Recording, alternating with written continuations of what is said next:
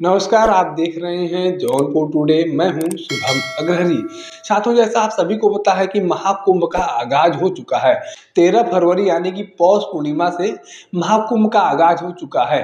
तमाम साधु संतों के द्वारा पौष पूर्णिमा के अवसर पर स्नान किया गया।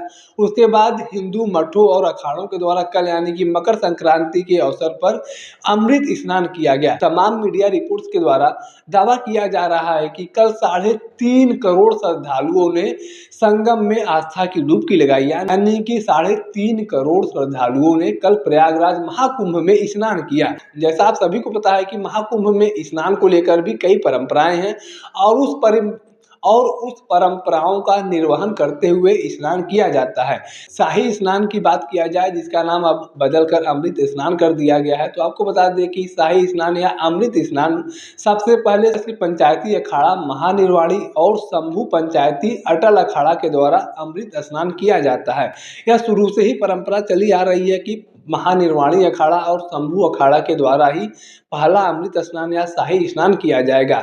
और जब महानिर्वाणी अखाड़ा के महामंडलेश्वर साधु संतों के द्वारा स्नान कर लिया जाएगा, शंभू अखाड़ा के साधु संतों और महामंडलेश्वरों का स्नान हो जाएगा, उसके बाद जो अन्य अखाड़े हैं उनके साधु संतों महामंडलेश्वरों के द्वारा स्नान किया जाता है। यह शुरू से परंपरा चली आ रही है कि सबसे पहले सिर्फ पंचायती अखाड़ा महानिर्वाणी और शंभू पंचायती अटल अखाड़ा के द्वारा ही स्नान किया जाता है और इसी परंपरा का कल भी निर्वहन किया गया। कल सबसे पहले शंभू अखाड़ा और पंचायती अखाड़ा महानिर्वाणी के सदस्यों के द्वारा ही स्नान किया गया। उसके बाद जूना अखाड़ा और तमाम जो भी अखाड़े हैं उन अखाड़ों के सदस्यों के द्वारा स्नान किया गया। महाकुंभ को लेकर सरकार के स्तर पर भी तैयारियां की गई हैं। सुरक्षा व्यवस्था के व्यापक इंतजाम किए गए हैं। कल मकर संक्रांति के अवसर पर जब महाकुंभ में श्रद्धालुओं के द्वारा स्नान किया जा रहा था, तो आसमान से हेलीकॉप्टर के माध्यम से पुष्प वर्षा किया जा रहा था, जो एक अलग ही अनुभूति दे रहा था। इस बार के महाकुंभ में 40 करोड़ से ज़्यादा श्रद्धालुओं की पहुंचने का अनुमान लगाया जा रहा है और बताया जा रहा है कि कल के डेट में ही 3.5 करोड़ श्रद्धालुओं ने स्नान किया है, जो कहीं न कहीं इस बात की ओर इशारा करता है कि यह देश ही नहीं बल्कि दुनिया का सबसे बड़ा धार्मिक मेला है या धार्मिक आयोजन है। इतना बड़ा धार्मिक आयोजन शायद ही दुनिया में कहीं पर आयोजित होता होगा।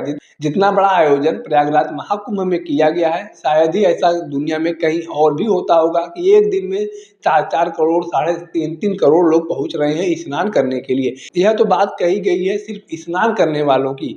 अगर वहां पर श्रद्धालुओं की भीड़ देखा जाए तो 4 से 5 करोड़ की भीड़ बताई जा रही है, जो अपने आप में बहुत ही खास है। बाकी महाकुंभ को लेकर आपकी अपनी क्या जानकारी है, आपकी अपनी क्या राय है, कमेंट करके जरूर बताएं। अगर आप वीडियो को फेसबुक पर देख रहे हैं तो पेज को फॉलो करें, यूट्यूब पर देख रहे हैं तो चैनल को सब्सक्राइब करना ना भूलें। धन्यवाद।